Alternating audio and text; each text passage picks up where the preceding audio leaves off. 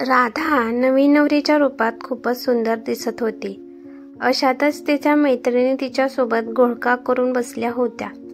त्या तिची मस्करी करत हसत होत्या. तर राधा आपल्या डोळ्यामध्ये आपल्या येणाऱ्या भविष्याविषयी अनेक स्वप्न रंगवत होते. परंतु तिच्या मनामध्ये तिचे सासर आणि तिथले वातावरण याविषयी थोडी भीती सुद्धा होती. पण दुसरीकडे ती तिच्या नवऱ्यासोबत येणाऱ्या प्रेमळ क्षणाची कल्पना करून उत्साहित होत होती. तेवढ्यात अचानकपणे बाहेर लग्नाच्या मिरवणुकीच्या आगमनाचा आवाज येऊ लागला. त्यामुळे तिच्या मैत्रिणी नवरदेवाला पाहण्यासाठी बाहेर गेल्या. पण त्याच वेळी राधाच्या हृदयाचे ठोके वाढले होते. थोड्या वेळाने तिची आई खोलीत आली आणि तिच्या डोक्यावर हात ठेवत म्हणाली, बाळा, आता तुझ्या आयुष्याची पुन्हा एकदा नव्याने सुरुवात होणार आहे. पण एक गोष्ट नेहमी लक्षात ठेव, दुसऱ्याच्या बोलण्याने कधीही तुझ्या कौटुंबिक जीवनावर परिणाम होऊ देऊ नकोस आणि नेहमीच नवऱ्याची साथ दे. सासरच्या घरातल्या सर्वांचा आदर कर. राधाने हळूच होकारार्थी मान हलवली. पण आई वडिलांच्या घरापासून वेगळे होण्याचा विचार मनात येताच तिच्या डोळ्यात अश्रू आले.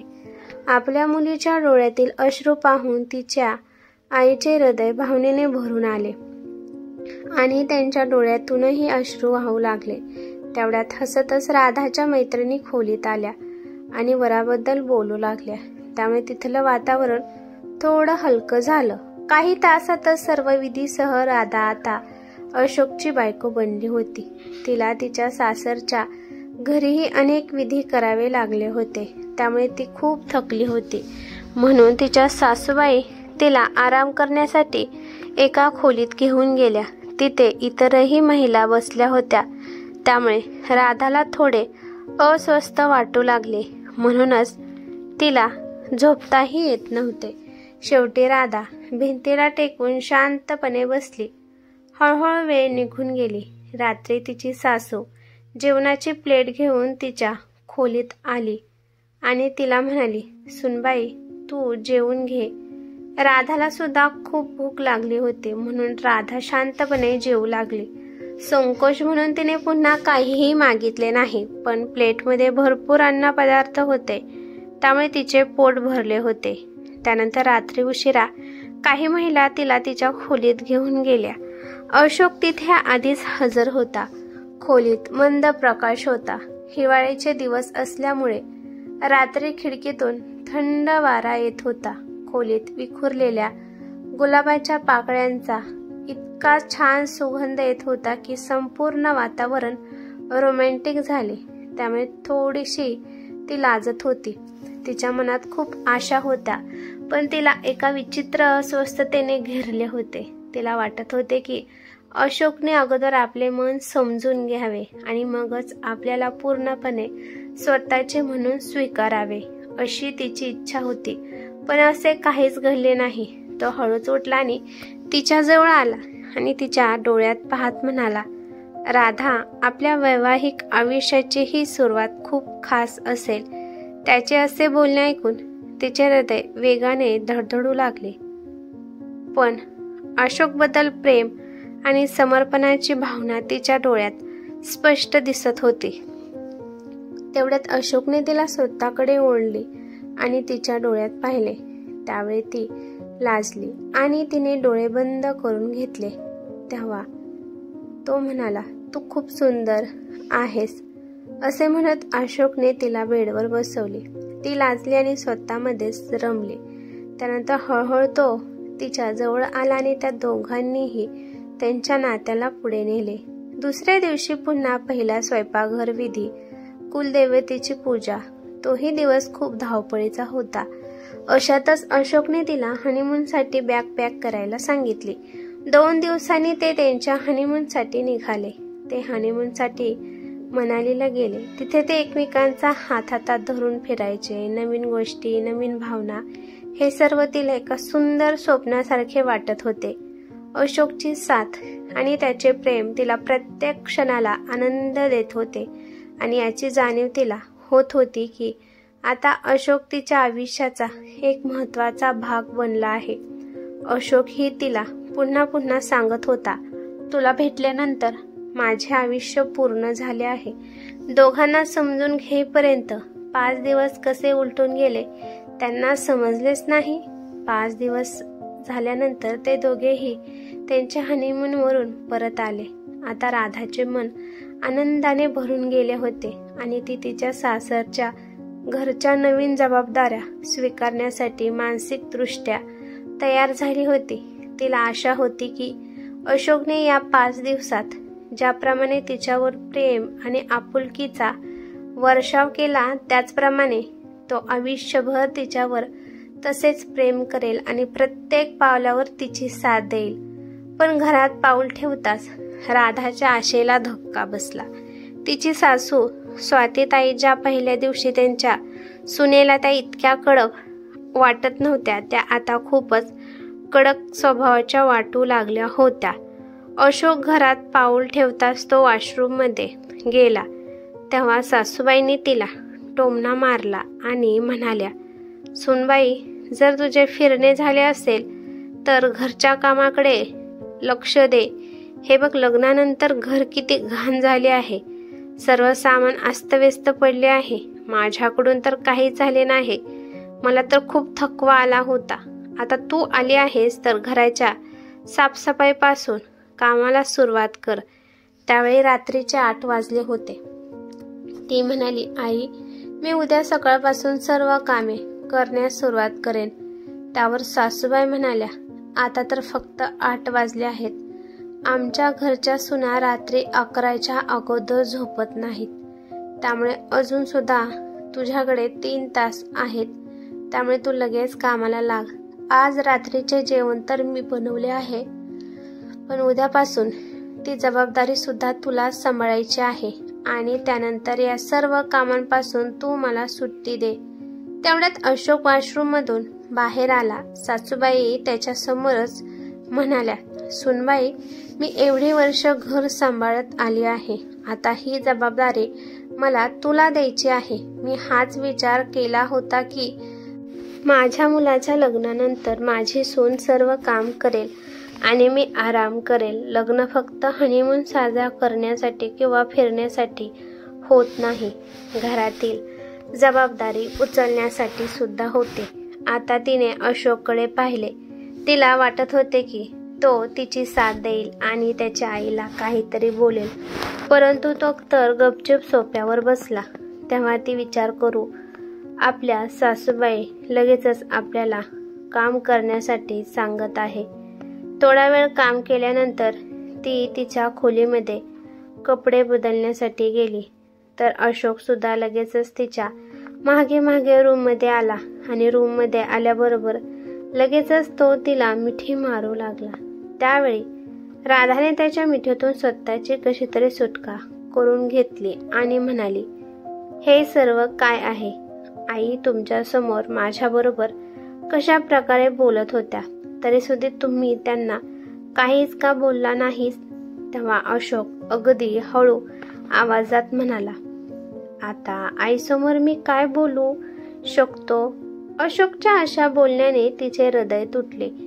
तिला वाटू लागले की ज्या माणसावर मी सर्वात जास्त विश्वास ठेवला होता, काय तोच माणूस आता माझ्या सासरी मला साथ नाही देणार का?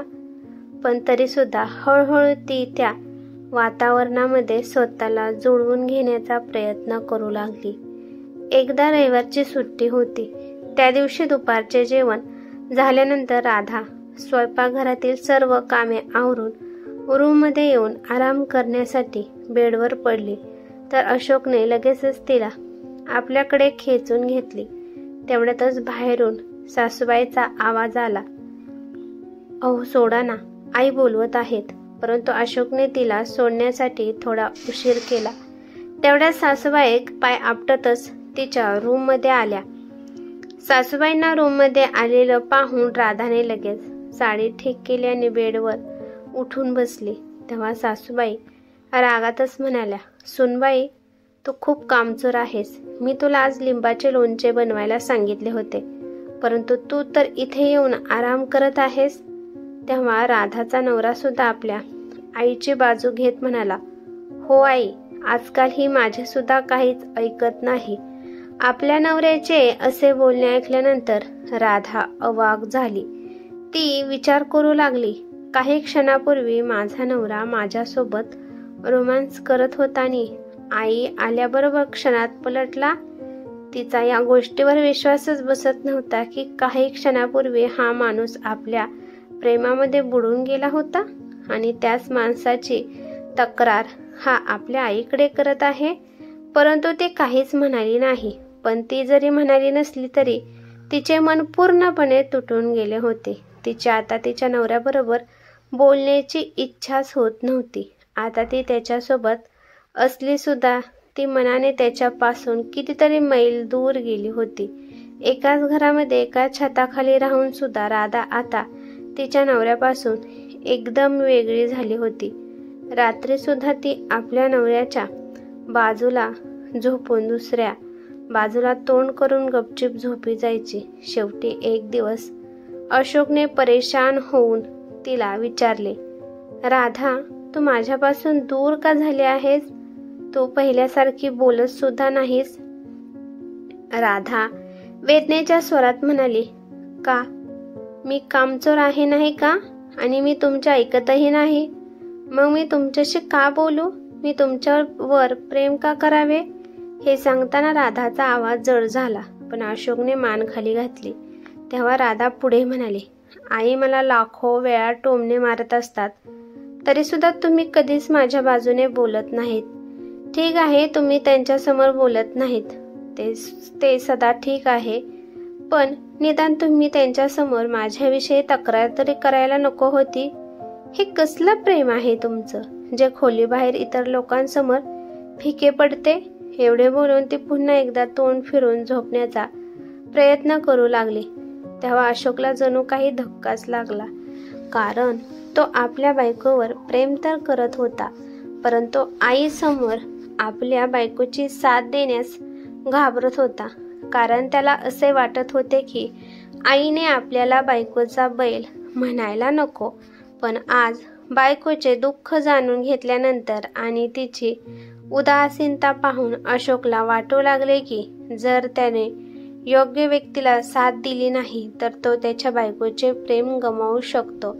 म्हणून आता त्याने ठरवले होते की तो कधीही त्याच्या आईसमोर त्याच्या बायकोचा अपमान करण्याचा प्रयत्न करणार नाही आणि आईला खुश करण्यासाठी कधीच तो आपल्या बायकोसोबत चुकीचे होऊ देणार नाही.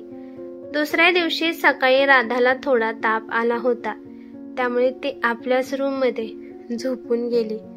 तेव्हा सासूबाई तिच्या रूममध्ये जाऊन तिला टोमणे मारू लागल्या. तू कुठली महाराणी आहेस का म्हणून अजून झोपली आहेस? चल उठ आणि कामाला लाग. तेव्हा पहिल्यांदा अशोक आपल्या बायकोची बाजू घेत म्हणाला, आई, तिला ताप आला आहे, तिला आराम करू दे. नाश्ता तू बनव, मी सुद्धा तुझी मदत करतो. आपल्या मुलाच्या तोंडून असे बोलणे ऐकल्याबरोबर आई रागाने अशोककडे पाहू लागल्या. तेव्हा अशोक म्हणाला, आई, ती सुद्धा माणूस आहे, तिच्याकडून सुद्धा कधी कधी चुका होऊ शकतात आणि तिला सुद्धा आरामाची गरज आहे. ती तुझी सून आहे आणि सगळ्यात मोठी गोष्ट म्हणजे ती सुद्धा माणूसच आहे. म्हणून तिच्याकडून एखाद्या मशीन प्रमाणे काम करण्याची अपेक्षा तू ठेवू नकोस. आपल्या मुलाचे असे बोलणे ऐकल्याबरोबर त्या रागातच रूममधून बाहेर निघून गेल्या. परंतु आता अशोकने ठरवले होते की तो सत्याची बाजू घेईल आणि आई चुकत असेल तर आईला समजवण्याचा प्रयत्न करेल की त्याची बायको सुद्धा माणूस आहे. आपल्या नवऱ्याचे बोलणे राधाने ऐकले होते, म्हणून ते भरलेल्या गळ्याने म्हणाली, आज पहिल्यांदा मला असे वाटले की तुम्ही माझ्यासोबत आहात. नाहीतर मला असेच वाटत होते की तुम्ही फक्त मला बेडरूममध्येच प्रेम देऊ शकता आणि तेच तुमचे प्रेम बेडरूमच्या बाहेर फिके पडते. तेव्हा अशोकने हळूच राधाचा हात आपल्या हातात घेतला आणि म्हणाला, मी आईच्या भीतीने शांत राहत असायचो आणि चुकीच्या गोष्टीची साथ देत असायचो, पण आता यापुढे असे होणार नाही. मी नेहमी तुझी साथ देईल. आता राधाला खूपच आनंद झाला होता. ती विचार करत होती की कमीत कमी आपल्या नवऱ्याला काय बरोबर आहे आणि काय चुकीचे आहे या गोष्टी तर समजू लागल्या आहेत. ह्या एका विचाराने राधाच्या आयुष्यात आनंद भरला. आज राधा अशोक बरोबर सुखाने संसार करत आहे. म्हणूनच मित्रांनो, नवऱ्याने बायकोची साथ फक्त तिच्या वाईट वेळी द्यायची असते असे नाही, तर आपल्या बायकोची मानसिक आणि भावनिक अवस्था पाहून त्यावेळी जर तिला आधाराची गरज असेल तर तेव्हा सुद्धा तिला आधार द्यावा.